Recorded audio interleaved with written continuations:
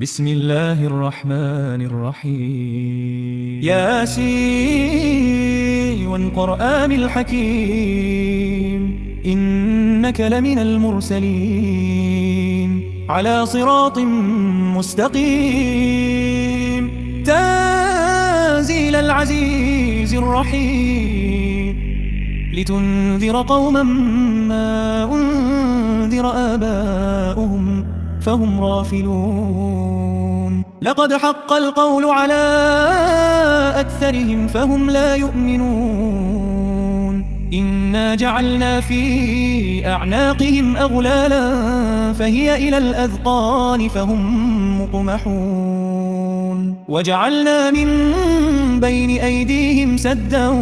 ومن خلفهم سدا فأغشيناهم فهم لا يبصرون وسواء عليهم أنذرتهم أم لم تنذرهم لا يؤمنون إنما تنذر من اتبع الذكر وخشي الرحمن بالغيب فبشره بمغفرة وأجر كريم إنا نحن نحيي الموتى ونكتب ما قدموا وآثارهم وكل شيء أحصيناه في إمام مبين واضرب لهم مثل المرأة المؤمنة إذ تدعو ربها بالغداة والعشي حتى إذا قضت فراغها لم تعلم أن ربها أحصى عليها عددا كذلك نخرج الموتى فيرونهم ونري الكفار آياتنا فهم لا ينكرون وقالوا أئذا متنا وكنا ترابا وعظاما أئنا لمبعوثون أولا تذكر أن الله أنشاكم أول مرة وإليه ترجعون وما أرسلنا من قبلك إلا رجالا نوحي إليهم فاسألوا أهل الذكر إن كنتم لا تعلمون ما أصابهم من فتنة إلا بما كانوا يكسبون وما أصابكم من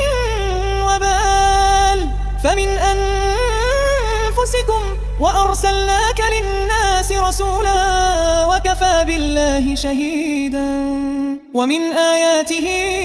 أن خلقكم من تراب ثم إذا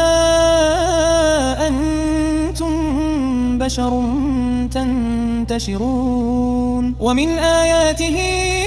أن خلق لكم من أنفسكم أزواجا لتسكنوا إليها وجعل بينكم مودة ورحمة إن في ذلك لآيات لقوم يتفكرون ومن آياته خلق السماوات والأرض واختلاف ألسنتكم وألوانكم إن في ذلك لآيات للعالمين ومن آياته منامكم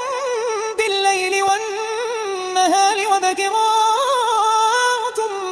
من فضله إن في ذلك لآيات لقوم يسمعون ومن آياته يريكم الأرض خوفا وطمعا وينزل من السماء ماء فيحيي به الأرض بعد موته إن في ذلك لآيات لقوم يؤمنون ومن آياته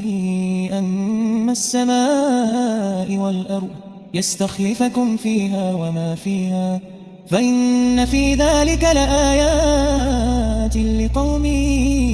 يؤمنون ومن